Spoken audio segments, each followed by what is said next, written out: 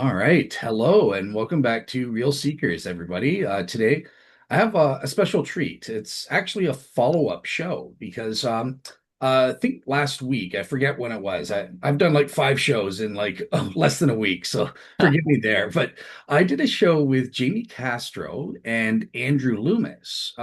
Andrew wanted to talk about politics, and I think we kind of covered the issue about Christian values. Where do they align up politically? And they kind of made the argument that it aligns mostly to the conservative end. And I think more or less I would kind of agree with that myself. But in response to that show, my friend Owen MacDonald reached out to me and said, "Hey, hang on, Dale. Wait, this is not true. I would argue that Christian values are more aligned with the liberalism or the political left and that sort of thing." And he wanted a chance to make his case, which I agreed, and here we are today. So, yeah, Owen, I just want to turn it to you. Since this is your first time on Real Seekers, do you just want to introduce the audience as to who you are, a bit about your background, and maybe share some of your own faith or irreligious faith journey if you're willing. Sure. Okay. Well, firstly, thank you for having me on, Dale. I'm Owen MacDonald. I wouldn't say I'm particularly. I've got a YouTube channel where I have political discussions and sort of debates. And when I say debate, I mean there's a lot of people online who turn it into a bit of a shouting, nasty thing. I like to have nice, chill conversations, which hopefully we're gonna have today. But in terms of my own leanings, I wouldn't say I'm religious, but I'm certainly not anti-religion. I'm not someone that is against people of any faith. My family is, as with many British families, you've got some people who are religious, some people who aren't. It's the nature of the country, really. There's not like a set certain thing. But I certainly have spent a lot of time around religious people, and I've certainly spent a bit of time, looking into and thinking about religion critically and such. So I'm hoping this will be quite an interesting opportunity because it's always interesting seeing how so many different people, 2 billion Christians, right? And there's so many different perspectives. So hopefully this will be an interesting chat, and we'll enjoy airing out the differences. For sure. Yeah. And just kind of curious on the religion aspect. I noticed when I was checking out some of the content on your channel, you are primarily focused on the political end and speaking to people of all stripes. Have you dabbled in the field of Christian apologetics and arguments for the religions at all, or is that's just not your Um, main I interest? wouldn't say that's more my wheelhouse really. I more look at the political stuff. Um, Cool. I certainly have ideas about religion and such, but in my mind, someone can be religious, and that's sort of just not. It's like the person's actions are more important than Hmm. beliefs they have about God or whatever religion they have. So I don't mind if someone is a Christian or an atheist or whatever, as long as their actions in the real world and such are decent, right?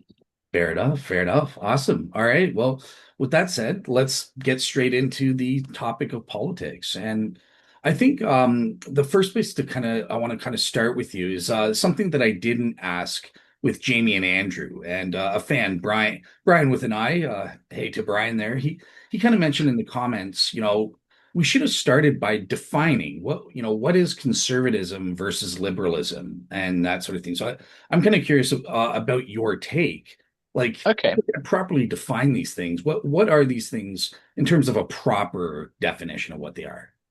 So that's a really interesting question, and I reckon no two people have exactly the same answers.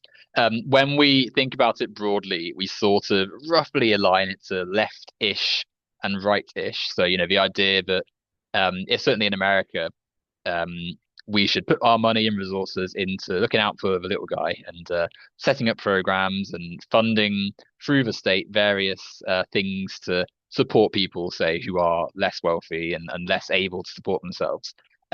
But from and obviously conservatives would argue they do the same thing, right? Like they would argue that their maybe sort of more private industry led perspective would do the same thing, that the best way to support someone is to give them their own foothold to to support themselves and such.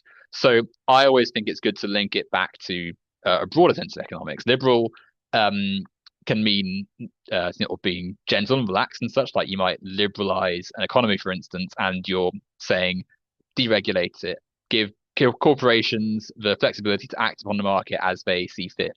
And you might also say be liberal in the sense of being relaxed about your social views. So lots of people have liberal attitudes towards sex and sexuality and gender and all sorts of topics that maybe 100 years ago had a different view. Whereas a conservative might say, no, we should conserve, literally in the name, conserve the social, political, etc. attitudes of 100 years ago, 150 years ago, or some previous time to now. Some they don't want to see the change that may come in the future. And so, as you can imagine, and I don't want to keep on going on because I know I'm speaking for a little bit of time, as you can imagine, different people are going to draw and mark out the areas differently because, what I think is a new step forward, someone else might think, okay, well, this is a bad change. And so it's very tricky to sort of point as you might a zebra or a lion and say, yes, this is a conservative, this is a liberal. Typically, I think if we're going to really to go back to your initial question, how are we going to sort of broadly define it in this conversation? Conservative aligns roughly with right-wing ideas about hierarchy and about what in society should be permitted to exist independently of any social critique. So, for instance, a conservative typically thinks that the economy shouldn't have any regulations or anything like that imposed upon it because they believe in the idea of free market capitalism, the idea that we have a system that should manage itself and the winners will go to the top and those who don't win need to try harder and basically have as little implementations or appendages put on the natural order of things. And then socially, that means a worldview which maybe harks back to some previous point in time, usually one that maybe has less modern views on various marginalized groups. A liberal believes in more of the social stuff, social progress, gay marriage, equal rights and such, to maybe a greater degree than most conservatives do, but they will also likely, rather than sort of seeking difference from the aforementioned the free market and such, they want to put scaffolds and such on it to help those at the bottom and such. I would say I'm neither of those things. I'd say that I am much more left wing than both of them, and that my critiques lie actually with the organization of society through the capitalist system, which is the private ownership of resources, the aforementioned ability to um, be on the market and commodify anything, right? To turn anything potentially into a business avenue.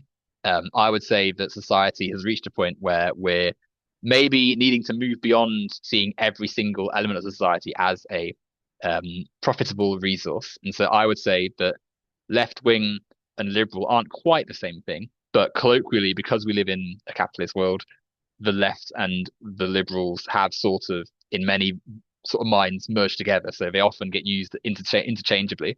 I'm aware that's a very long-winded definition. I know it's a lot of words, but that's sort of roughly where I would say I am. It's quite a big thing, but Yeah, no, it's complicated.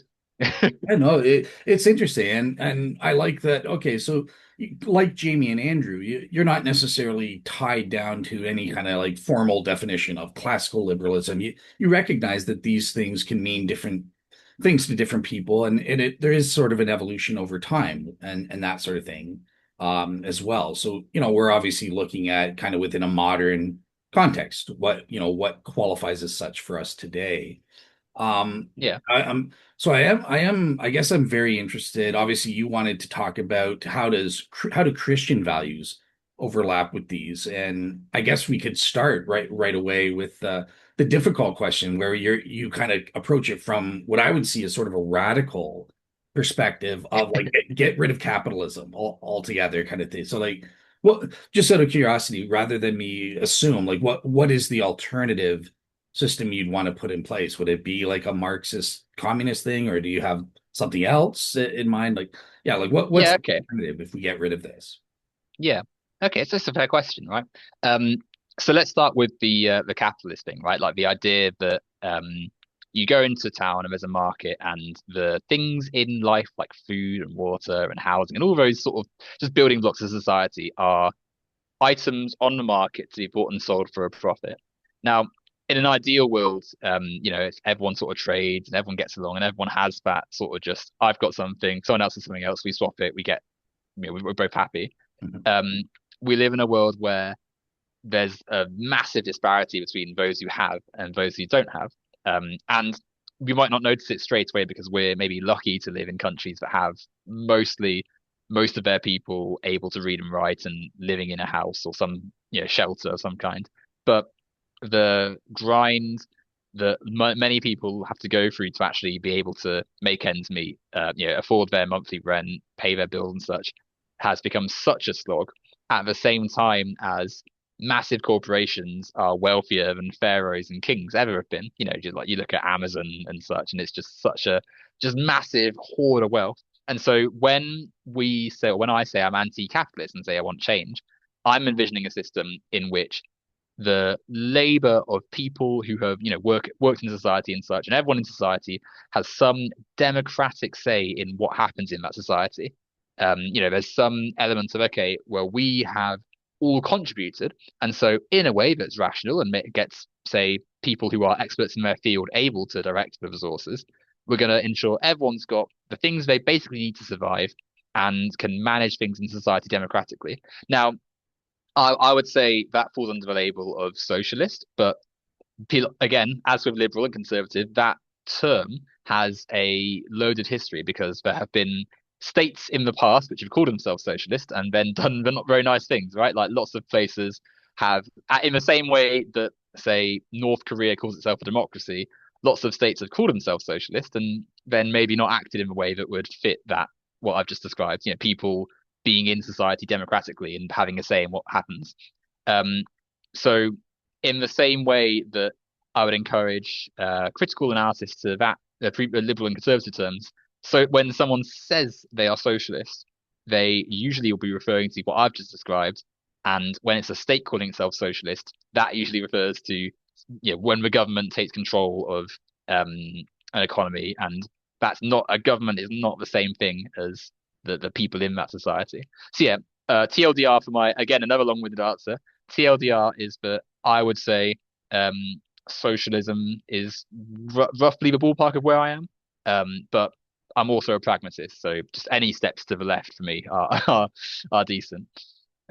Yeah, fair enough. Yeah, I think so. When it comes to, there's obviously different things. I think in the show with Jaime and when they were talking about Christian values overlapping, they primarily were speaking culturally, but there is this element of the economy and the government's role on that front, and what are Christian values when it comes to business and that sort of thing. And so I would agree with you that I look, obviously there's a mix.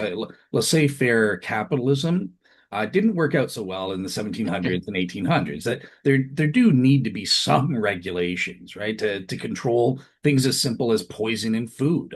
So I think that's consistent with Christian values. I guess what I would say, yeah, it's just a question of degree is probably where the differences come in, right? To what extent do we want a government kind of interfering or monkeying around with the economy, especially when governments don't really have a good track record of kind of interfering. Even under socialism, I've heard a whole bunch of stuff about Mamdani and people are fleeing New York City. Obviously, I'm sure there's some exaggeration there, but there is truth as There's well. definitely a bit there. I'm saying, um, okay, I said definitely a little bit of exaggeration there, but but I would there's say some that. truth, right? Sorry, go ahead. Go ahead. Yeah. What was I going to say? Yeah, so it's interesting that you say cultural and economic, right? Because they largely, whilst you're quite right, they are sort of distinct. I would say that both definitely link back to when I watch part of the video, like the Christian values that I'm thinking about, especially particularly in this section where I'm thinking about the idea that there's something wrong with one person having like millions and someone else having nothing. Goes back to what Jesus did, right? Like I remember when I was, when I first learned about the stories in the New Testament of Jesus, he basically went around critiquing society, right? He went to the rich men and said, "What are you doing? You've got all this stuff, and there's people right over there who have nothing." The story of um the lady who gave her last penny to the church, and Jesus saying that person gave more than the rich men who are just pouring their millions into it. That one always stuck out to me, and it's a true one, right? Because the whole point is that just having loads and loads of stuff isn't really what you should be doing in society.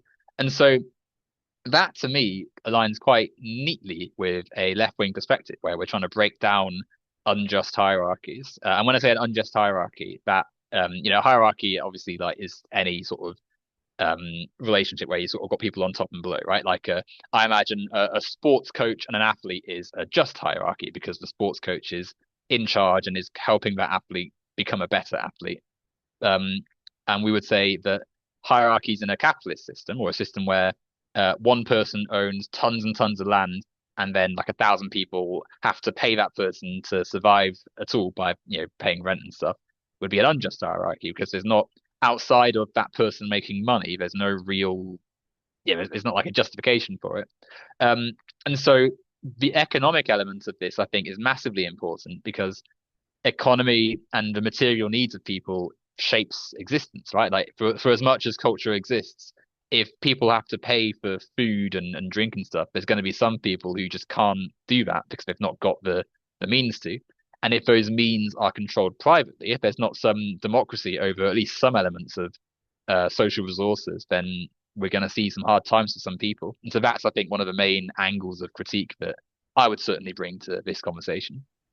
Yeah, so kind of listening to you, I think, first of all, bringing up biblical examples, I think you're correct. There are certain parables which are indicative of this principle of fairness, is what it comes down to. I think we would both agree and wholeheartedly agree that there needs to be a principle of fairness. Now, there's an interesting question. Well, how do you achieve that? And there may be a slight difference between conservatives. You seem to be going for, an equality of outcome or taking steps to at least achieve something closer to that, whereas conservatives tend to, well, equality of opportunity. Elon Musk is as rich as he is because he's earned that. He's been motivated to achieve that. He's used other people, but he pays them a salary and stuff like that. So like there is this notion of equality of outcome versus equality of opportunity. And yeah, I'm just kind of curious, like where do we draw that line? Like, obviously, we do need to have some motivation for people that are more gifted. They're better earners to go out and use their full talents rather than just say, well, hey, if I'm just going to be making the same as Jim Bob Jones over there, then I'm just going to sit on my rumps like Jim and okay, I'll put the tire on the car and earn my money and go home. So like where do you think we kind of mitigate those two things? Okay, so in that example, because we live in a world in which we need the money that we earn from our jobs to get by in the world. Um, of course, in our current economy, the person with the great ideas and stuff might not be as motivated if they're only going to earn the same amount as the guy doing the menial task. But there's two parts to that. Firstly, the person with the idea can still have the idea in a different system. They're still able to. It's not as though no one would have any innovation or any creativity just for the motivation of money. It's the fact that you need the money to survive that makes it so lucrative and makes it an incentive, right? Like um if you didn't have to pay so much towards your food, rent, bills, transport, etc., you wouldn't maybe be as fussed about it. Like for as much as like the saying money can't buy happiness is true, but not when you need things to survive and they're behind a moneyed paywall, right? Like they're behind some arbitrary feature of our market.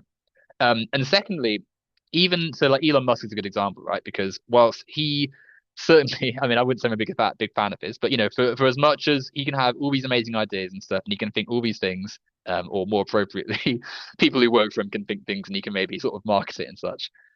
He still needs other people's labor to have that realized, right? Like for as much as um, someone can say, "Oh yeah, I've got this great idea for a car or a rocket or whatever you want to, put as your example." You still need other people to help you to make that work. It's not like you're Superman. You can just sort of fly to the mine and fly around and build it all. You've got to have everyone cooperating in society to have that realized. And so our critique is sort of almost saying, because we need all this labor, because everyone in society, even if it's not as direct as literally being there, but through the sort of cooperation and education and all the things that make life happen, because everyone's part of that, we should all have some say in some elements of our lives, certainly more than Musk having billions and other people having none. And then to go back to your point about outcome and opportunity, the opportunity that someone like Elon Musk has, even when he started out, is far, far higher because, his family owned a diamond mine in South Africa, right? So already there's clearly a bit of an extra step that helps him, because obviously he wasn't as rich when he started as to where he is now. But without that massive leg up, because I mean, I don't know about you, but I don't know many diamond mine owners. It it does it gives you that extra hand, right? It gives you a bit more of a start. And so what we're saying is, of course, we want people to be able to go different directions in life. I mean, of course, it's important to have that sense of achievement, but it doesn't have to be like strictly on some capitalist economic like pay divide where some people aren't going to make it and then have a really bad life as a result of it. Just because you don't have the next innovation and can't market it doesn't mean you shouldn't have your material needs denied from you. Yeah, yeah, I think so. Yeah, I think it comes down to the principle of fairness on the other end. Like, yeah, it's some of these salaries of these they're that's not fair that they get that much. Like, I don't think they deserve that. They could maybe give some of it up to pay a fair wage because if their employees are working and look, one job is not good enough to cover your bills and stuff like that. A full-time job, I'm talking here, something's wrong with that. I think, if Yeah. people are working three jobs just to pay the bills, that's not right, kind of thing. So I would agree there does need to be a balance, and I think that is consistent with Jesus and the biblical teaching, right? Because he not only are there these parables there are also, for the Elon Musks and the rich, you do get heavenly rewards based on the service you provide to God and stuff like that. So everyone's equal in salvation, but there are also heavenly rewards, and there's the concept you will be punished according to your thing. So I think it's a balance is what we need to look for, and I think that's what the Bible would support as well. Just before I move on to like cultural things, would you agree that biblically speaking, there is also that principle of what I'm saying, where it does need to be a balance kind of thing? It's not just okay, we're living all at the same wage and stuff like that, and equality of outcome is absolute. We don't care about incentivizing equality of opportunity, or do you think that the Bible is just pure equality of outcome? There's lots of things written in the Bible, right? I think that you're right about balance. I would argue that the balance is very tipped at the moment, and that it needs a long way to come back to the actual sense of balance. I would say that for as much as it's important to be pragmatic and sort of think that we've got to sort of live in the moment and think about what we can do in the moment and such. The Firstly, the sense of tipping, like as we've just said, right? Like the vast wealth of someone like Musk versus someone who has three jobs and still is worrying about where their next paycheck's going and stuff, right? Like clearly there's a bit of stuff that needs to be equaled out and such. Yeah. Um, but that Jesus, for as much as we talk about balance, was very radical in his time and probably now as well. I mean, he did things which were literally things that condemned him to death in his time, right? Like his actions in terms of, I mean, we'll come on to culture in a second, but in terms of like wealth redistribution and literally saying, church is a place for community and worship, not a place where you put fancy statues and, and hoard wealth. Like I think that is something radical. And I think if we apply it to today, where lots of politicians are, say, sponsored by various corporations to write bills at the same time as their constituents are like queuing around a block at the food bank and stuff, like there's clearly something that's very pertinent about those stories. And whilst again, I'm not, I wouldn't say I'm a religious person, but I like to be pragmatic. I think that if you're going to follow the teaching of the Bible, then yeah, you should be sort of thinking, okay, well, we've got to help people in society, even if it does clash with some of our normalized economic stuff. And what for as much as what you said about like salvation in heaven and such, obviously, everyone's fine to believe that if they like, but we also need to sort of think about, okay, we're humans right now. What can we do tangibly now to make things better for people? In the same way that when, for as much as Jesus in the Bible, he resurrected and went to heaven and such. But he also did things in the here and now, like, or well, the here and now for Roman times and such. But he acted in the present day, so in his present. So I think that that would be a lesson for me as well. Like, if you're going to take something from it, seize the day almost, which is ironic because it came back sayings from Caesar. But it's Absolutely. take action. Yeah, no, I agree fully with what you're saying. Look, the charity was invented by Christians, so this is absolutely a Christian value. God expects people to take care of each other and to love each other and to do the best with the resources they have. If you are in a position where you have more resources or you're in a better position to help, more is expected of you, kind of, Yeah. right? And but I mean, again, I suppose the my response to that then, because like, charity is good, but in the same way that prevention is better than cure, it's thinking, okay, well, it's not as though we're saying every single wealthy person is some like Scrooge McDuck type billionaire evil figure who plots and schemes to kill off the poor. It's because of the nature of our economy, where you're incentivized to keep on making money. Of course, they're going to want to keep on getting wealthier and wealthier because if they don't, then if people at Ford don't make as many cars and sell them for as much as they can, then they're going to be beaten out by Dodge and Chevrolet and Chrysler and such.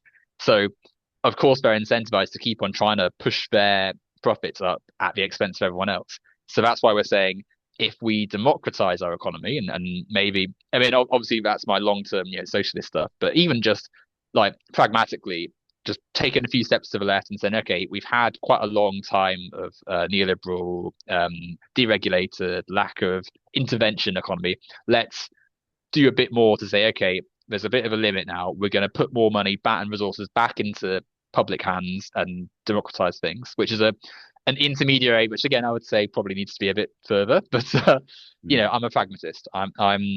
I think certainly in a country like America, there's a big window to do something good for the public that doesn't have to come through some business incentive or charity. But no, you were going to go on to culture. You were going to say something about you got to go sure. to the next topic. Sorry. Yeah, no, I was just going to switch gears to cultural aspects as well, kind of thing. But yeah, I did have one last question on the economic end, kind of thing. Yeah, sure. It's about your notion of democratizing the economy. So that sounds great. But here's the problem I would have with doing that full on as opposed is look it's impossible to democratize it in the sense of an absolute democracy like Athens, right? We have a representational democracy for a reason. And the representatives that we elect are horribly corrupt. They're just, Nancy Pelosi and her stock options. Same with on the right side, these people abuse their power to enrich themselves and stuff like that. So I'm just wondering about the practicality of let's say we try to enact your plan of full on democratizing the economy. Great. So now Elon Musk and the private billionaires, they're going to be making a little bit less, but it's not going to be going to me. It's going to be going to Nancy Pelosi's retirement funds and to, Chuck Schumer and Lindsey Graham and all these guys, kind of thing. So like, how do we prevent the corruption if we're democratizing it to our representatives? It's a good question. I think that when we're talking about democratizing a society, we're not just I think one of the things that people think when we have anti-capitalist sentiment is that we're literally taking what exists now and just handing it over to the government, and then that is the extent of it. And that's definitely not. I'm not going to sit here and tell you the Democrats are some savior, like heroic party.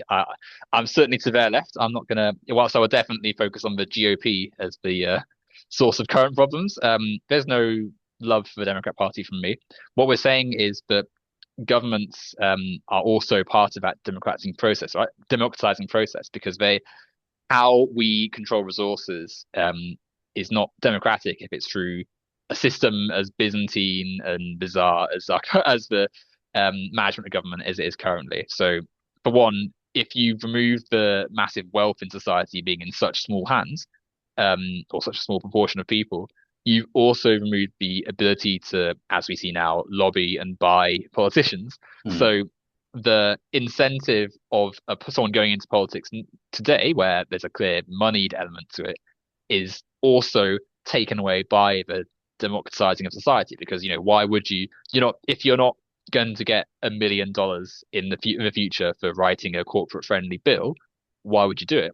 And because you've improved that democratic process where you've got more accountability, where the sectors of the society have more input from people actually working in the fields, right? So one of the problems is that, say, like in the current Trump administration, you've got people in charge of like education who aren't teachers. You've got people in charge of agriculture who are on the board of some massive corporation, but have never set foot on a farm, have no idea what actually goes into the production of food, and let alone the thousands of laborers who are actually on these farms. Like one of the like all the immigrants, for instance, who work on these farms, who've been massively mistreated by ICE and such, who the farms can't function without them, and they're being chased away by an out of control agency, right?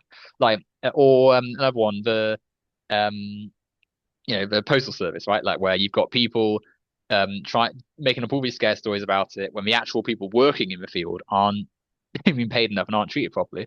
So democratizing it isn't just sort of giving it to the government as like a sort of scary big figure. It's saying, okay, how can we involve the people in these industries in the regular decision making? And obviously that's like through experts, and it's not just like it's not like it's just like, oh, Bob the cook is now in charge of every single food item in the country.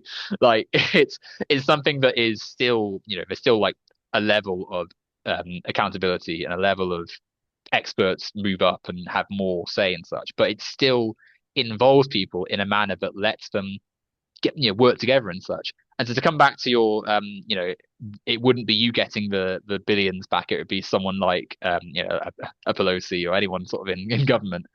That wouldn't be happening because you would be, for one, no one's going to have like just $1 billion just sat to themselves.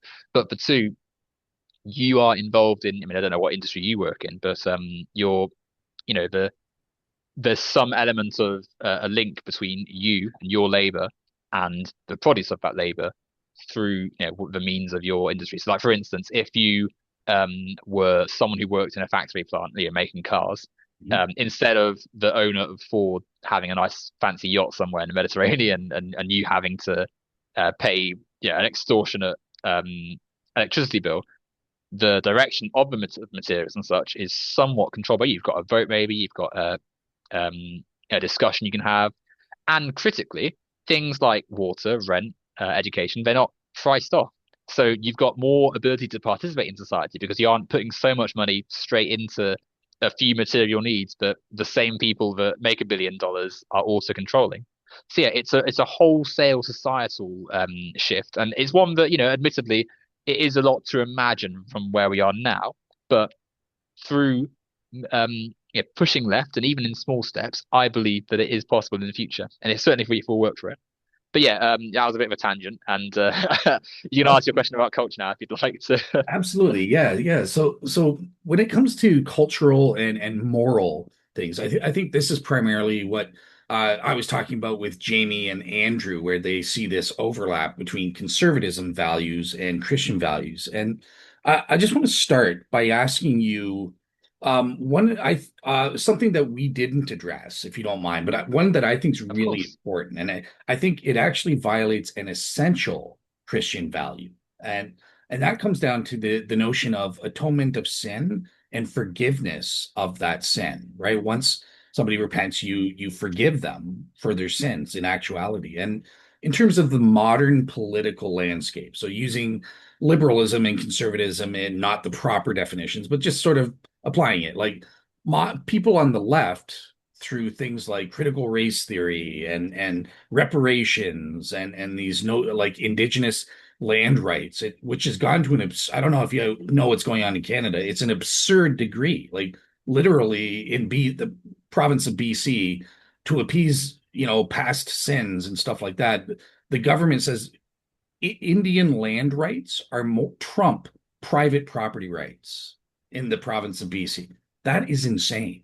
Like the real estate markets are going down. Banks are not renewing mortgages now. It's causing chaos. But anyways, my point here, the point I want to ask you about is there's this value of actually forgiving people when they have taken actions, they repent, and the government has officially apologized and apologized and apologized for these past sins, and they've even taken measures, right? They have paid the victims, the actual victims of some of these racist policies or sexist policies, whatever it is, these discriminatory practices. It should be over and done with. But instead, we don't know. It's this constant, everyone needs to keep paying, keep apologizing, keep doing this. And not only that, the people being punished aren't the original people that actually committed the sin. It's, me. It's people like me that wasn't even born when this stuff was going on or stuff like that. So I think it violates the biblical principle of number one, the one who does the sin ought to be the one who pays the thing. And once genuine repentance is given, you forgive, you let it go, and we move on to a better place. So what's your take on that? I do think that's an inconsistency, at least with how the modern left is practically behaving with these doctrines of reparations and constant appeasing and stuff like that. Okay. So the phrase you said just then, genuine repentance, I think is the key bit here, genuine being the key word. Um, and to do that, I suppose there's a little bit of a thought experiment that I'd like to explore a little bit with you to try and answer this question. Sure. Imagine if I'm trying to imagine I know you got a nice house somewhere, you got like just a place you call home, right?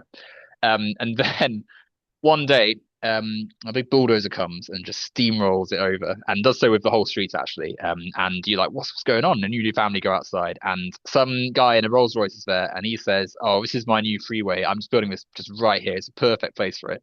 And they've actually bought the land, right?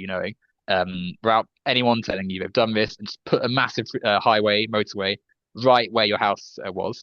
And so you like, "Oh, where am I going to go? What's going to happen to my stuff?" And he's like, well, that's for you to decide. That's your quandary. That's your pejorative.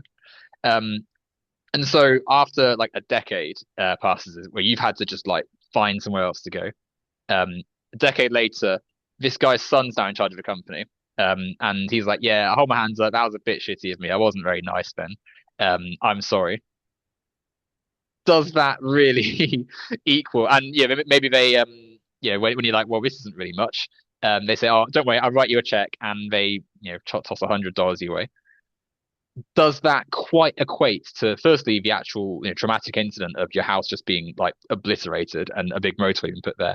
And secondly, the financial difference between you having to scramble around trying to put your life back together again, and this guy who's made maybe like $1 million from probably more than that from putting a motorway there.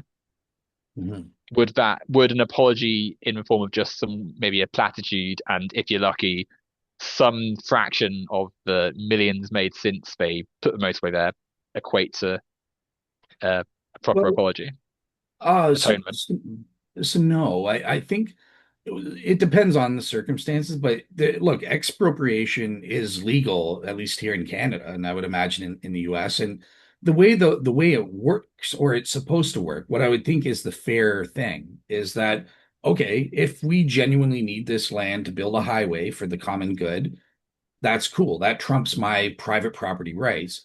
But you are supposed to receive fair market value. That's the law in Canada, at least. Again, I don't know the US or the UK or anything like that, but that's the way it works here. The government and or can deem, okay, this land needs to be used for this public utility or this roadway or whatever it is. And as long as they pay you fair market value. So in your example, if somebody is genuinely taking my land and building this highway, and they're just paying me, what was it, $100. That, Yeah, and after the fact as well, like not up front. Like it comes, you get the $100 in a decade time when the original guy's son has taken over the corporation. yeah. So I think I would accept the apology if I deem that it's genuine. I would say, okay, I'm glad you're repentant. But if you're in the position, a true repentance, you do have to try your best to make good on the damage you've caused. So I would expect fair market value plus interest. Again, assuming he's rich, he can afford all of that without undue hardship and stuff. That's the solution. You would repent, you would apologize for the past sins, and you would make restitution to whatever degree you can without creating undue hardship. Yeah. but then two things. I mean, firstly, in my example, you got $100 just from a check from this guy. Yeah. Um, and secondly, would you say that even if, for as much as, they can say sorry, they still did it, right? Like they still, without warning, bulldozed your home, said, they didn't care about, they didn't present any documentation or anything, they just did it, claimed they had the right to, and then 10 years later, you got some half-hearted apology and a cheap check for like a multi-millionaire. Like Oh, okay. you So can agree that wouldn't be an example of genuine repentance, right? I wouldn't be something that's genuinely. yeah, yeah. Well, if you're telling me they don't mean it, then yeah, of course, that's not Well, I genuine. mean, they may genuinely mean it. They may, that guy may, the guy's son may genuinely think, yeah, it's a bit rubbish, but all you've got to show for all of this ordeal is an $100 check from, a still very wealthy person who made their money through destroying you and your neighbor as well. I like all the people in your street as well. It's not just you who's been Well, forcibly displaced. so let me, I guess, let me answer it this way because I already said it's all else being equal, like assuming he can afford other things without creating undue hardship and all, it's not good enough. I would admit that. I would expect the fair market value. The genuine apology is good enough for me, and I think the Christian values you should say it is. But on the active restitution, I would want more. Like $100 is not good enough.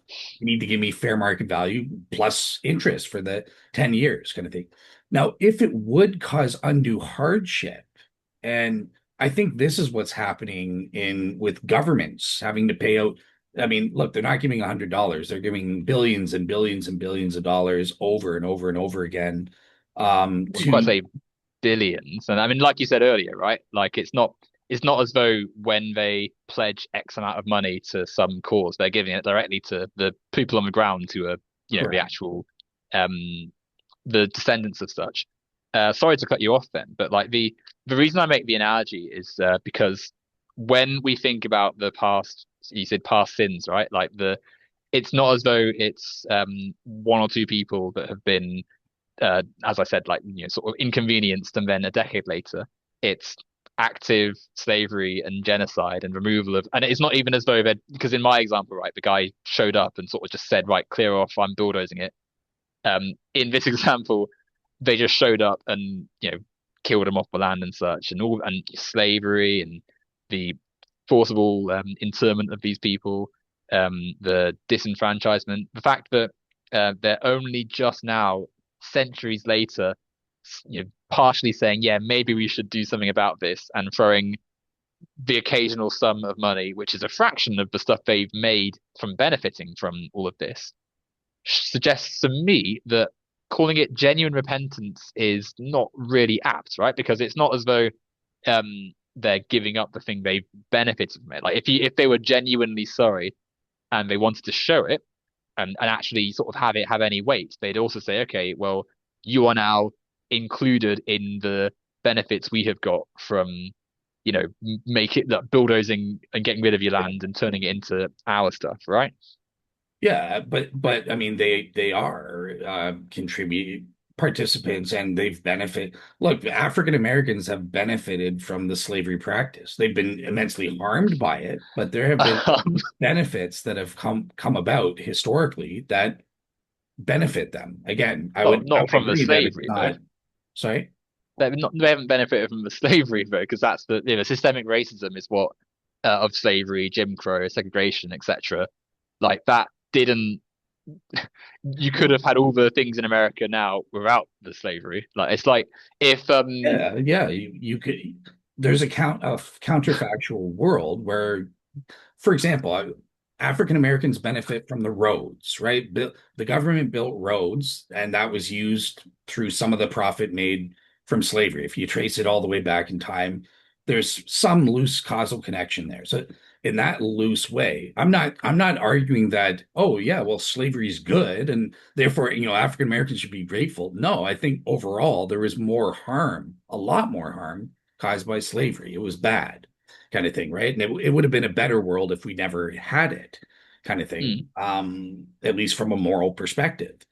Um, but yeah, like okay, with slavery, for example, though, here's where I would say everyone needs to get over it kind of thing. Like that, nobody alive today was a slave. So that's where Nobody we alive bring today. in the Sorry. economy of it though is where we're sort of because the fact that no one's alive that was a slave, and I will asterisk that by And saying no one was there a are slaver as well, at least there in the there US. are people alive who are segregated, who were in segregation times, right? There are people alive who lived pre-civil rights era, Right. and the US's 13th Amendment does keep slavery legal as punishment for a crime, which means that anyone that has been incarcerated, in theory, experiences some of the same um, mindset and laws and such as what was seen previously. But we'll leave that for a second. Sure. The economy is critical because, like we were saying earlier, if we have the means to life via necessities and such denied to us, then we are unable to enjoy a truly free life, right? If you're constantly having to scrabble around chasing bills and trying to afford things that you need to survive, then you aren't going to have an enjoyable time. So when we have slavery and there's an entire racialized black people as slaves, um, black people then when black people aren't slaves anymore, there's still that massive economic disparity. All people that made money from slavery are now massively wealthy capitalists who control all the things in society that you need to live. And so the populations which have been emancipated don't actually have the means to access it. And especially when it's not as though when slavery ends, everyone's heart just grows 3 times as big, like in the Grinch, and they're just like all smiling and happy and everyone gets along. The same It should be. racism. Sorry? Oh, so to interrupt, but I'm arguing from the Christian perspective, it ought to be that is what Oh, of should course, happen. but Kind of thing. Yeah. of course of course people should realize, but they don't because it's an economic, it came from the capitalist system, right? Like the reason slavery existed in America and in I'm not gonna this isn't just like an America. British Empire also used slavery. Many European empires used slavery. Some of them continued having their colonies long after America did. We're not turning this into like America is uniquely bad and evil, but the wealth that's been generated in America Mhm. is explicitly tied to this use of chattel slavery. And so the reason we can't just say, oh well, as Christians they should have their sin atoned and such is because they still clearly benefit and pass down their wealth to today, right? There's a link you can make between the corporations of today and many of their founders whose families owned slaves and who benefited from the mass exporting of cotton and other resources through slave labor. And so thinking about sort of fast forwarding to now, the reason there's an effort, or there has been an effort from you know left-leaning governments, I say left, liberal governments and such, to maybe talk about reparations and such, is because there is that understanding that yeah, actually, the reason there's wealth disparity for black people and there's another discrimination as well, like because across any marginalization, the reason that exists for like native populations and all of that is because for as much as you can write a law saying, yeah, we're going to ban slavery now and we're going to end the Jim Crow era segregation laws, there's still that element of capitalism which is racialized, but that means that black people have, as a collective, lower access and tacitly worse options in life through the economic inequity that exists in their spaces. It's yeah, as someone who is black myself, like it's not as though it's a literal like, oh, someone's at the door saying, no, you can't come in, you're black. But there's still that no, before we even touch the sort of cultural elements of racism, the fact that economically there's things that I didn't have at school, which many of my friends did, for instance, that can somewhat, if we trace back, go back to the fact that my family lived in a time in which there weren't resources in the places that my family would have lived because it's systemic. It's not as easy as just oh we've written a law and now all is well and they've said sorry so it's okay. It's economic too, and so that is why. I think it's a little, whilst the same wealth that slave owners had has can be just passed down and grown and turned into empires of fortunes and stuff. There's absolutely going to be a case for reparations, and I would say to add to that, the difference between my take on it and like a liberal take on it is that you've got to address the systemic problem, which is that we have an undemocratic system built upon slavery, not just pouring money. And so the solution isn't just pouring money from X to Y, it's identifying the systemic problem. And obviously that does involve some wealth redistribution, but it's looking at a systemic thing. Fair enough. Fair enough. Yeah, I had a response to some of what you said, but like I said, I'm interviewing you, so I'll let you get the last word on that. But yeah, okay, fair enough. Let me ask this then. Looking at these sort of values, obviously you heard the show with Jamie and Andrew, and I want to give you kind of a chance to address some of those values as well. So I think we covered things like what was the first thing? Tolerance, the issue of tolerance, where I think modern leftism or liberalism, whatever you want to call it, it is extremely intolerant compared to, what passes for the political right today, where we value things like freedom of speech and stuff. The results are like individualism versus collectivism. But let me just open it up to you because I know we have limited time. What were some of the things said on the show with Jamie and Andrew in terms of those values that you think actually no, the left-wing values on that front are more coherent with Christianity? Would you be able to remind me of just what some of the things they did say, touch on? Because it was a few days ago, but I've had a busy week, and Yeah, yeah. I didn't say I did Uh, watch it, but it's blurring a little bit into one. Was there like a specific point that um, they? yeah, there were several things. So, we talked about the issue of toleration of different lifestyles and value and opinions and stuff like that and beliefs. They say the left is more totalitarian. You agree with them or else we'll shut you down. Well, you'll get Yes, yeah, no, fired. I remember that point. Yeah, yeah. Yeah, sorry, my mind was going to blip blank then for a moment. Okay. I would say that it's a little bit ironic personally because the so freedom of speech is interesting, right? Because if we truly want freedom of speech, we should be intolerant of the intolerant, if that makes sense, right? Like, so if someone um, comes and says, right, we're going to strip away the funding of universities, say that teach courses that I don't like, I would say that is a blatant attack on personal freedoms and educational freedoms and such. And that is been one of the characteristics of several Republican governments now for some time, and certainly this current Trump administration. Again, going back to what we were sort of saying earlier, the democratization of society is also the preservation of freedom of speech, right? Because if you want speech to truly be free and people to be able to say stuff without fear of recrimination, um, you need to have their material needs met. Because at the moment, say, if you fall foul of um, the guidelines of certain um, organizations and they happen to have political clout in government, then you stand to lose quite a lot, as we're seeing in lots of places. Um, Tolerance, I think, is an interesting word because you can use it in many ways. Like you can tolerate, say, a stubbed toe, but that doesn't mean that a stubbed toe is good. You can tolerate a cold, but it's better not to have a cold than to have one. And so I think what's happening is that they're confusing uh, left wing, or I mean, it's quite a broad use of the word left wing, I'd say, because if we're talking about like Nancy Pelosi and the Democrats, then not really. I would say that's more, it's left wing in an American perspective where it's already quite a right wing country, right? But in terms of being critical of things like bigotry in society, I think that it's not good to tolerate those things.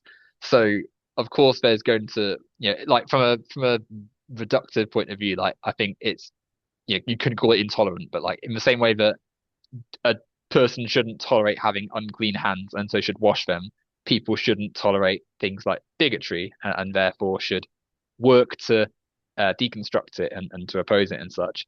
And I would stress that if we're really thinking about what is intolerant, then the current Trump administration's intolerance for all manner of things is where I would sort of focus my energies personally. The principles of being a decent person, I think, are not quite reflected in the current administration, and thus would be my sort of spotlight for intolerance, I guess. Okay. So I guess I have a couple follow-ups then. So like the problem with what you're saying, like it's okay to be intolerant with what's intolerant is it's this arbitrary, well, who gets to define what's intolerant versus not? What you find to be intolerant, I may find to be a tolerant attitude. Yes, it's different, but it's still, it's not intolerant or something like that. So there's that. So there's the first that issue, like who's the one getting to define intolerance? And depending, people were going way overboard. People were losing their jobs just 10 years ago for saying the mildest of things, right? Or for example, I mean, go ahead, sorry. yeah, I'll give you an example to work with. And then I have a second question based on people that actually are intolerant and should we tolerate that? But so for example, I would argue as a Christian, I'm a Bible believing Christian and I'm up front and I hope you'll tolerate me, but I have an opinion that the Bible teaches homosexuality is a sin. It is an immoral behavior. And I'm just saying that. But I tolerate people who disagree with me. I can be friends with you. I don't care if you're homosexual or not. I can be a friend with you. I can respect you. You're a human being and stuff like that. And it'll make no difference unless you ask me, okay, hey, Dale, what does the Bible say? Does the Bible teach that homosexuality is a sin? I'm going to say yes. That's what the Bible teaches. I'm going to be truthful. But someone would label that intolerant, and I could lose my job because of that. That is ridiculous. That's the problem there. Well, I mean, to be fair, you like someone being gay is like not outside of your interpretation of the Bible's teachings on that. Like, there's no actual issue with it, right? So, there would be, there'd be concern that if you believe someone has some quality that is inherently wrong, that you'd be causing harm, right? Which is grounds to potentially like think about whether or not you'd be suitable for a position. But interestingly, the Bible, because many Christians would say actually the Bible doesn't teach that being gay is a sin. They would say that the passages that are used are applied to the wrong thing. Like they're not talking about Yeah. gay people in those passages, but people who have mistreated others in a different way, abuse and such. Um, and but there's many passages in the Bible which also teach about against things which aren't adhered to in the same way. The critical lens might say actually that people would not be fussed at all about LGBTQ people of any nature, but for the social organization of society. The fact that we lived in a patriarchal society that said men are in charge and women exist to have kids and support the house of a man means that if gay people exist, there's a difference from that. If someone says, well, actually, I prefer to, Just date men, then that breaks that model. And if you have invested a lot of time building such a model because you benefit from, for instance, half the population's labor being free, and you also benefit from people following your set teachings, then of course you're going to come out and say, well, yeah, gay people are evil and bad and such. So I can, think that, there's a clear, that's the reason sort of firstly to be critical of the world around us and such. But yeah, if you're coming out and saying gay people, that being gay is a sin, then ultimately that is something which isn't going to be tolerated because even if you say like, yeah, I'd still be friends with them and I'd still do all this, you're still assigning some negative quality to them, even if you word it in a nice way, right?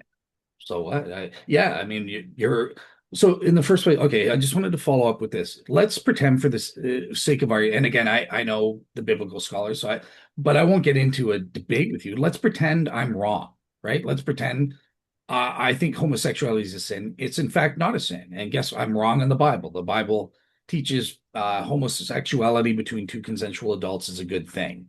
kind of thing. Just for the sake of argument, let's pretend I'm the free toleration means you have to tolerate me having wrong opinions. And I think what you're saying is it creates harm, and that's the basis for why we don't tolerate it. But I don't think that it does cause harm.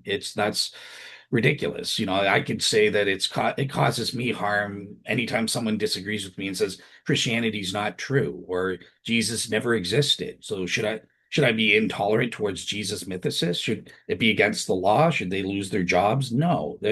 You have to tolerate people saying things that might offend you personally or that But you it's might it's a disagree with. different that's a different set of circumstances. Because in that example, yeah, everyone's got the right to have their own spiritual beliefs and religion and such, right? Mhm. But you're saying through what you just said there, that well, from what you said earlier, sorry, that a person being gay has some inherent sin, some inherent negative quality, which is different, right? Because No. someone that says they have a different religious belief to you, that's their right, right? That's not something that invalidates you in some way. That's just a difference in spirituality and such. They're not saying, oh, Christians should be like have X, Y, Z happen to them. The gay, given the way society has formed as well, because it's only a very short period of time in the modern West that LGBTQ people have had protections of any nature. Clearly, there's a connection between saying something like, "Oh, gay people are X, Y, Z," and then acting upon it. So even if, in the best of hearts, you would never do anything, saying that action connects to the history of bigotry against gay people, and thus is something that shouldn't be, like tolerated and such. And I would also say that I don't think the principle of tolerance is being applied correctly by you here, because it's not as though being tolerant means you just are like able to permit everything and we're all just fine forever. Like, because like I said earlier, Correct. someone, yeah, you tolerate like if you went for a run, and I mean, I love athletics, right? Like I go running and afterwards my legs hurt because I've been running for like an hour or whatever. Mhm. But I tolerate that because that's my muscles having been torn, repairing themselves, and then I'm fitter and stronger. So that's a good example of good tolerance, where you're tolerating something that's good. I wouldn't tolerate wearing an awful pair of shoes that like have holes in, and then I get blisters all over my feet because they don't fit and such, right? Because there's no need for it. So in the same way that like I'm not even sure tolerance is a word, like, 'cause I'm not a Christian, I'm not religious, but I don't sit here and think, oh yeah, Christians are bad and evil and we shouldn't have them. Like, so when I say I'm not sure, I would say I tolerate Christians, because tolerate's not the right word, because I don't see any inherent negative, like, I've got people in my family who are Christian, right? So I don't, and there's Christians, as with everyone else, are part of society. So there's no like tolerance in the negative sense. Um, but What do you mean I by, wouldn't. sorry, go Sorry. ahead. I just wanted to, well, like, what do you mean by like we're ascribing an inherent bad? Because I think that's not what we're doing. Like it's not like, okay, when I say homosexuality is a sin, look, everybody sins, right? So No, heterosexuality but outside of it's marriage is a sin, right? no, So but I can say it's that. but you would never say, oh, heterosexuality is a sin. Of course I Don't do. get married, man and woman. I've Sorry, done shows on it. I've done shows you've on it. Oh, you've done sorry. I'll get married, but I'm saying outside of marriage, I will condemn that as a sin equally with lying or stealing or homosexuality. They're all so sin. you're no, but lying is bad anyway, right? Like if I said to you, "Oh, have this meal, it's delicious," and I've secretly put something disgusting in it, or like if you were allergic to something and I secretly slipped it into the meal, like that would be a lie. But that's not good to lie, right? Stealing, if I stole something from you, that would be bad because it's wrong to take. It's not nice, but there's no inherent thing wrong with gay people outside of interpretations of the Bible, which people have often, people used to justify like slavery and stuff with the Bible, and still do. People have often misinterpreted, or rather used text to their own ideology and advantage, um, because it benefits them. So in the same way that we can now recognize that when a preacher said that black people were justified slaves, as the Bible said, that person was a liar and was deliberately using the text to their own advantage. The same thing has happened with gay people, because there's gay Christians, right? There's gay people all throughout society because they're just a natural part of life, as seen in every in across thousands of mammals. Being gay is just a default setting almost for people to exist in. And so we put when we hear a phrase like, "Oh, homosexuality is a sin," and it's put on the same level as murder and stealing and stuff, like of course there's something that isn't tolerable about that because it treats a person as having some negative quality just for existing as that person. There's no actual thing wrong happening outside of the interpretation that some people have given it, which doesn't really, it's not quite the same thing, right? Well, see that's where you're kind of begging the question because for Christians like myself, we are saying, look, this is divine revelation, which equals testimonial evidence of an objective moral standard, right? Which is grounded in God for us. So again, from our perspective, you disagree with that. That's fine, but you don't just get to dismiss our views and say, well, we all know really I'm right. There is no objective moral standard that homosexuality is wrong. This is just something made up in the Bible. Like this is why it's good to have these dialogues. Like again, not in this debate, but in one of my other debates, I've debated atheists who will say, well, why should I care what the Bible says? How do you link what the Bible commands to an objective moral standard? And that can be debated. That's why we need toleration. We can discuss, and maybe I'm wrong about it. And through discussion, you'll prove that, oh, I have no proof that that's true, or maybe vice versa. So that's why I'm saying toleration. You have to understand where people Christians are coming from if we're talking about Christian values, and these aren't just made up words in a book. These represent objective moral standards. It really is wrong. It's causing harm. Uh, But it's but yeah, like, that's another debate. but firstly, it's not like you say Christian values, but there's as you said earlier, there's 2 billion Christians, and they wouldn't all interpret the verses you've used in the same way, right? Like, for as That's true. much as you can say, "Oh, this means this," someone else says, "Well, no, they're actually talking about something else there. They're not actually referring to it then." And I mean, if we're being really critical, right? Like, there is, for as much as you can say, "Well, this book's important to us," like, it's not everyone is a Christian, so why should like society you can't in the same way that you wouldn't be happy if I said, well, actually, I don't think there's any significance for this building, so we're gonna we can just deconstruct this church and turn it into like, I don't know, just a park or something. Like, yeah, clearly we should be thinking about what is but yeah, a healthy society isn't one in which we police people inherently for their existence, right? And gay people are part of that society. And so if we have things in society being said that, oh yes, it's a sin, it's evil, that isn't okay, because ultimately, like, they have the right to exist. And so if we're and especially as what as well, I think the critical thing here too is that it's not as though, like, oh, you have some personal belief which you hold, but it's just kept to yourself. That view, many of the Christians who say these things then write laws which actively get LGBTQ people killed. Like, many of these right now, there's people in government who hold the same belief that you do, that want LGBTQ people dead and are trying to get them eliminated from all forms of life, and do it in a way that maybe isn't as explicit as saying it outright, what though in many cases it is, but has the effect of removing them from various parts of society, claiming it's bad and perverse, and then having them marginalized from different places in society. So yeah, it's not. I don't think it's the case that you can just say, oh yeah, well, you have to tolerate the things I say just because it's Christian, because I'd say no, it's not, because it's not even there's no consensus across the 2 billion Christians on this idea. So we go back to they exist in society.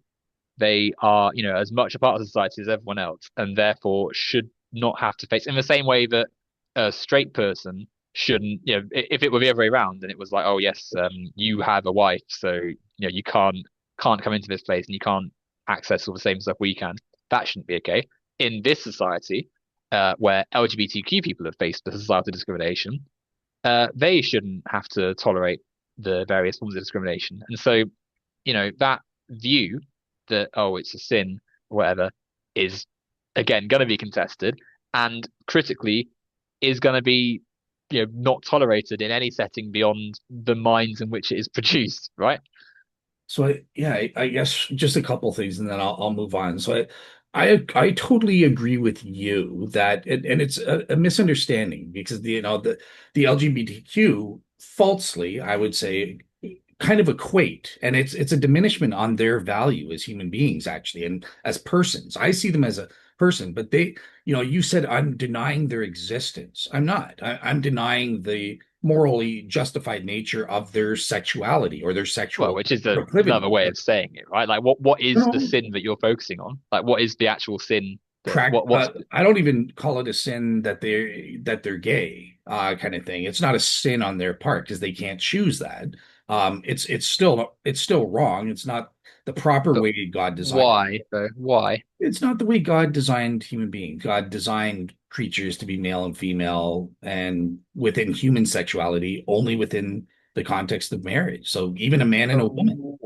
why is that though? I mean, I don't think that's actually the case, right? Like, outside of Yeah, and I according will admit I according to the, can't. so go ahead, sorry. No problem. Sorry. And I will admit, I can't prove that what I'm saying is true in terms of the design argument outside of the Bible. I'm appealing to divine revelation there. And from there, if we were to debate it, it's just, okay, well, what evidence do you have that I should trust that the Bible is actually divine revelation or not? And from that, that's where Christian apologetics would come in, kind of thing, right? But so, yeah, I tolerate you disagreeing with me just because I quote that. That's fine. But I mean, even like because like it would be very easy for me to go down that route, right? But I think I'm still thinking in terms of even just within the Bible, right? Like God designed Adam and Eve, but that doesn't necessitate, and it doesn't mean that everything else is wrong, right? That just means that God made Adam and Eve, the first two humans. That like in the same way that you know, Adam and Eve have been depicted in many different ways, depending on who's written depending on who's drawn the story, it's been depicted differently. Like, but presumably Adam had a certain color hair and Eve had a certain color hair. That doesn't mean that every hair color not featured in that story is is now like sinful and not permitted and such, right? Like True. But Adam probably had a hand that he preferred to write with, and so did Eve. That doesn't mean that the other hand is wrong to write with. And so the fact that in this story God has made Adam and God has made Eve doesn't mean that now no two men can ever have sexual relations. It just means that in this story it was Adam and Eve. Like that's not. Can you see how it's just because one thing exists? Like if Adam and Eve had chosen to play football, that wouldn't mean that like baseball is now banned, would it? Like you know what I mean? yeah, so I would agree with you if that's what Christians were doing, like they were just reading a descriptive account which describes the creation of Adam and Eve. And they were just saying, "Oh, well, see, God made Adam and Eve, therefore that's all it can be." But that isn't the basis for it for Christians. It's later texts which are actually prescriptive in nature. And again, all this, you're right. I had a Christian, someone who's leaning towards Jesus, Tavos and Abri, who disagreed with me. He's wrong. I think he's wrong, and I can debate it on the Bible. But there are prescriptive texts which say, look, it's wrong. Homosexuality is wrong. And here's the basis. Paul even links it to the God created human beings to interlink only within this specific context, male, female, and in the context of marriage, kind of thing. And that's the only way that spiritual harm is not created according to the Bible. But does God say again? It's the What? same thing, right? Like it's not that because you could argue these have been interpreted to say only, but it's the same thing. The fact that it says, "Oh, you must go forth and multiply, and marry and have, um, holy love and such," right? But that doesn't mean the same thing as you must never be gay, and if you're gay, it's evil and bad.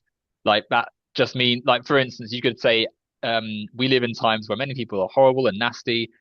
It's better to stay within a loving marriage because marriage means that you support Christian values and therefore are going to represent that with your own family. So it's not that the marriage is the only way to exist, and that if you don't marry the opposite gender, then you're evil and bad. It just means you could say, oh, well, actually, a lot of people in society do bad things, but you are Christian, which means you represent values of love and happiness and goodness and such. Therefore, it's better to stay with people who also share those values and not the others.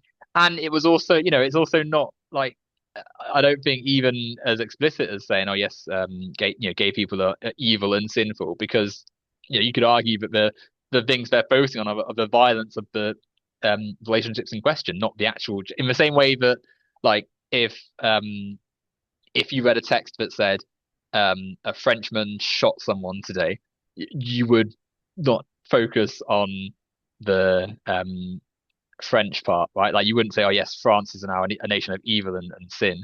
You'd focus on this individual.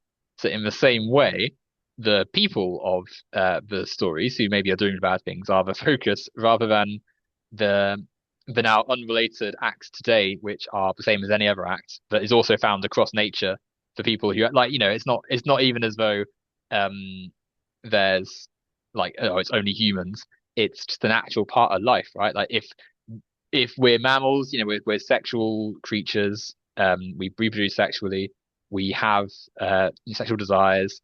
Therefore, because we're all just people, there's going to be all sorts of combinations that happen, and it's just part of life. So there's no like basis almost for saying, oh well, it's a sin just because someone has interpreted some verses that way. So, but even if we ignore all of that, because that is all still, that is all still just within the Christian element of it. Not everyone's Christian, and if we're just going around saying things like, oh well, gay people are a sin, and it goes beyond the mind, goes beyond sort of the stuff, it's going to have that real world effect. And even if the most honest person ever said it and they're like, well, it's not going to affect anything else, it's still something that that gay person has to hear and deal with.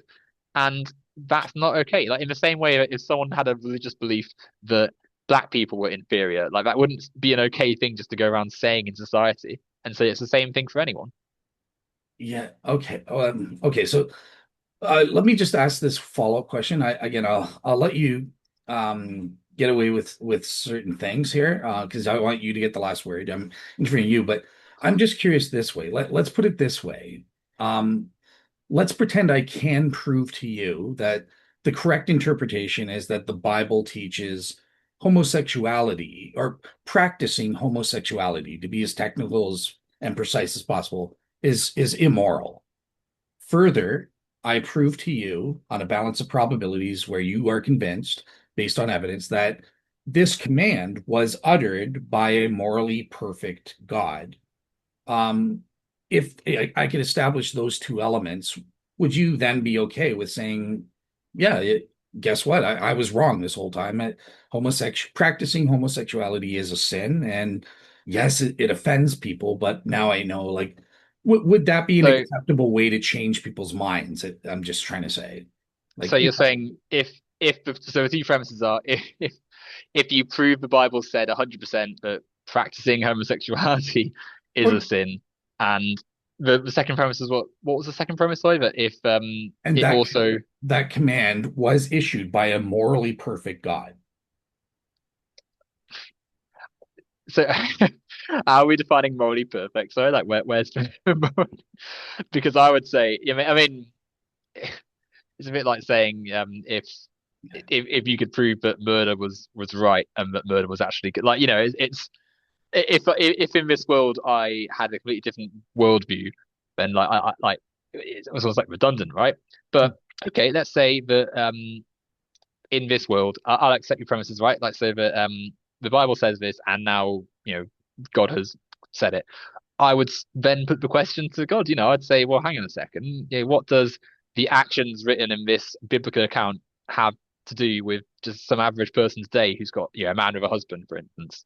There's no, I would say, reread the story again, because if Okay. we're focusing on, in the story, if there's abuse and rape and such going on, but you're choosing to focus on the gender of the two people, like that's almost like the detective. Like if the detective of the case comes back and says, "Oh well, they're gay," then I'd say, "Well, find a new detective because they're not focusing on the right bit." So I would still, I mean, maybe, and I don't want to sit right, sort of questioning the word of God from your perspective, but yeah, I'd say, why are we? accepting this account. And ultimately, I think that's what we have to do with anything, right? Like I think that's even in the scenario where you prove both those things, that still wouldn't make it okay to people who've had no connection to a biblical account, Hmm. like Okay. and I don't see how that connects. But I'm aware that our answer maybe didn't quite fit what you were saying. I will still say that there's not we live in a society in which there's a long history of terrible things being done against LGBTQ people, um, for bogus reasons, and as a result, it's really important to think about the things that are said. So, even if your interpretation of this book is a certain way, like you've got to think, okay, me saying things like, "Oh, it's a sin," Hmm. like does have a real world impact.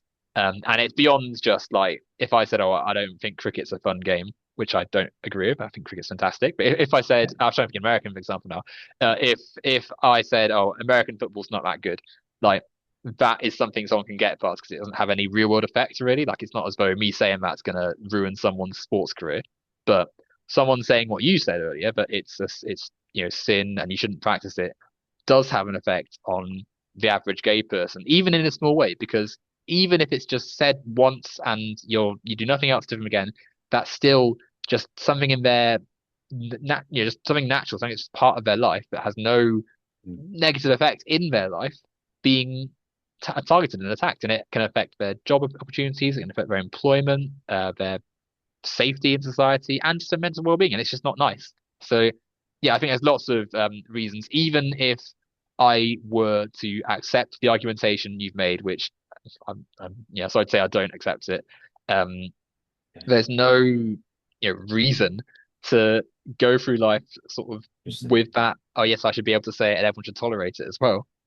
okay. Okay. So I will. I am mindful of the time. Do you have maybe like Yes, eight yeah. minutes? If that's okay. Or It's like sort of if we have like another 10, yeah. I've got about 10 more minutes, I'd say. Perfect. Yeah, I'm going to end at 4:30 on my side. So, okay. So, just one last sort of question.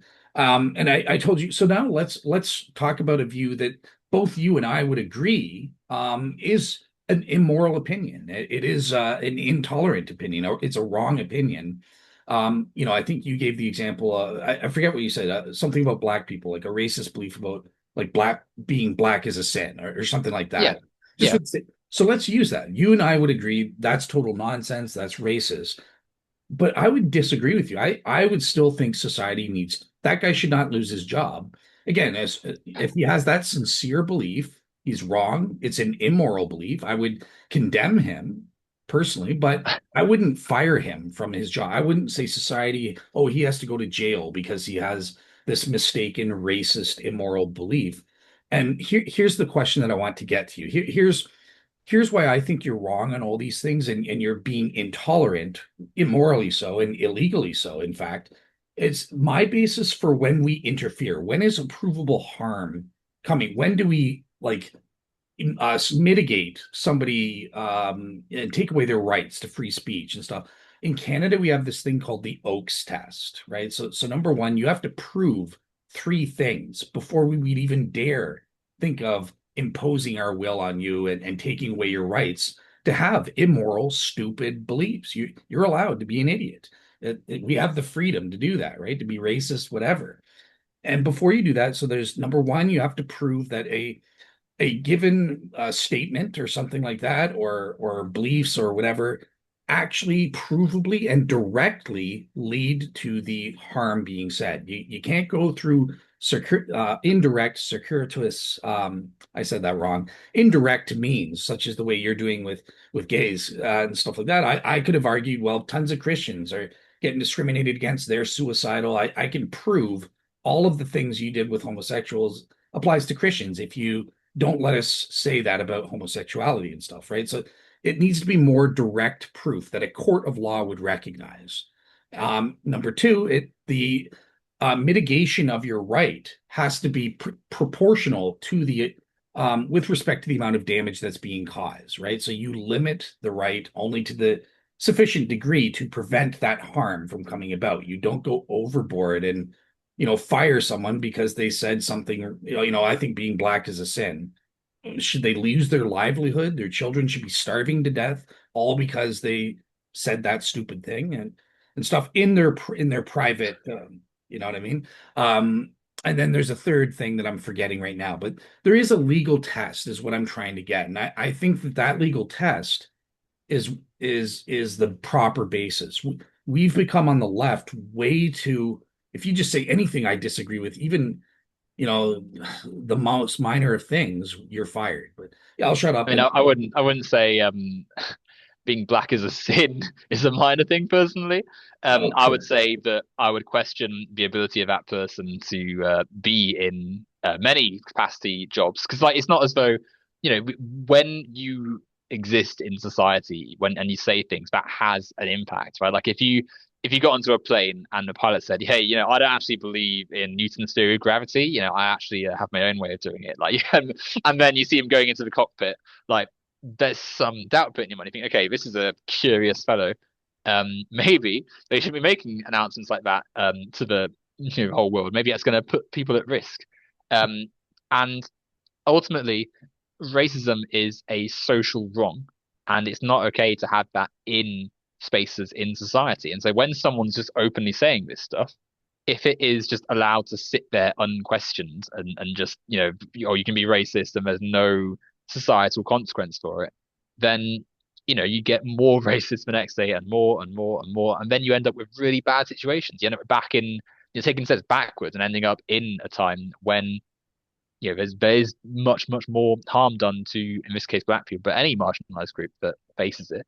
I enjoy not being around people that hold those views personally. And if like for as much as we can say, oh, it's just a view, it influences how you act, it influences how you treat people. And when we have those views in society, we end up with many situations where people get discriminated against. So it's firstly a preemptive measure.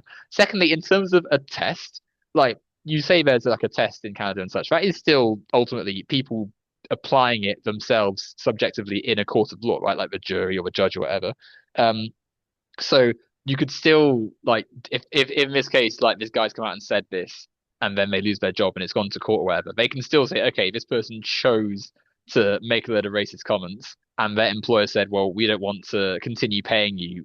Like that's that's ultimately justified, right? Like you can't be racist and just expect everyone to still want to have you around. There's a consequence for how you behave. In terms of like their families starving and stuff, like that is um, a problem with the capitalist structures we were talking about earlier, rather than um, the consequence of racism, right? Because like if under our system, we're not. It's not again the difference between liberal and left here, right? Like we're not saying just do the societal action. We want everyone to have the material needs met, even if they're a horrible, nasty individual, right? So it's not the case that in, say, my society, if I had everything my way, I would say, okay, right, put this person to the dogs. They are now to be their whole family as well.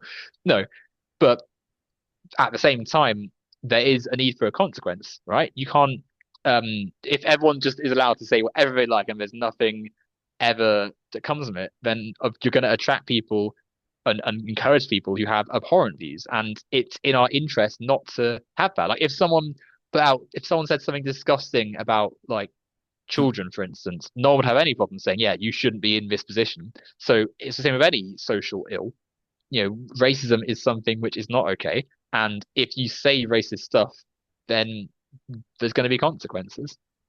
Yeah, yeah. So okay, so let me say walk some back as to what I said. So I think under the Oakes test, you're talking about criterion one, right? So if we have somebody in the context of on the job and they're saying something that's inappropriate that would adversely affect how they're doing their job. So, for example, okay, I work at the one of my atheist co-hosts gave this example about homosexual marriage and stuff, right? If I work at City Hall, it's my job to stamp approval for the marriages, and I'm just shouting around like, yeah, yeah, I don't believe in homosexual marriages. I'll never approve it or something like that.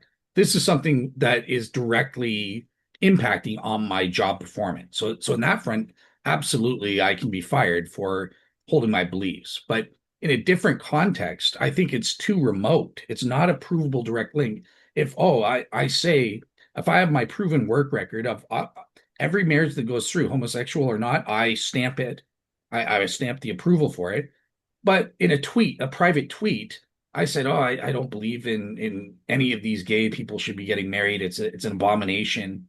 I should not be fired for saying that in my private time of my private opinion, especially when I have a proven track record of it not affecting my job." So Well, is it? that's what I But it's not mean. a proven track record, bro. And it's still that is still putting it out into the world, isn't it? Like if you've said these things, posted it on social media, like that's still like a public platform for one, and for two, So like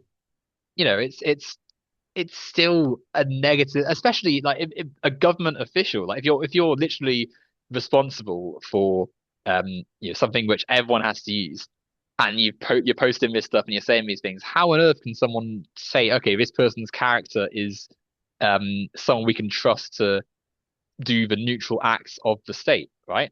Like I think, and because ultimately LGBTQ people are part of society, so that they should be able to participate without that sense of discrimination. And for as much as we can say, oh, well, you can say it for anything in our society where it's only very recently that LGBTQ people have had these rights, we can't be tolerating people just saying, oh, well, it's I don't like those gay people or whatever, and then just being able to just say that in their spaces and such. Like the idea, black people, I am very lucky. I've grown up long after the civil rights movement. In the UK, it was a little bit different because we didn't have quite the same segregation system as America did. But there's still plenty of racism to go around. I've benefited from living in a time that has not had the same open racism as previous generations because racism is bad and it's not good, even if someone, oh, I wouldn't ever act on it. It's still a negative thing to have in the world. And so it's the same principle.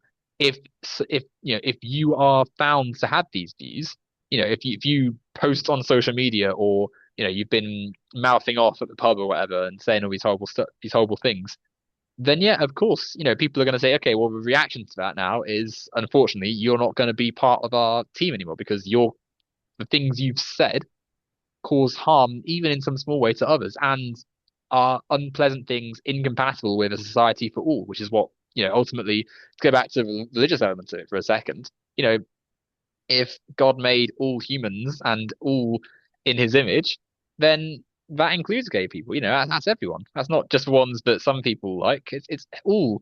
So we can't have that idea that we can just discriminate against people, and it's okay because it's just my opinion. Like it's not okay.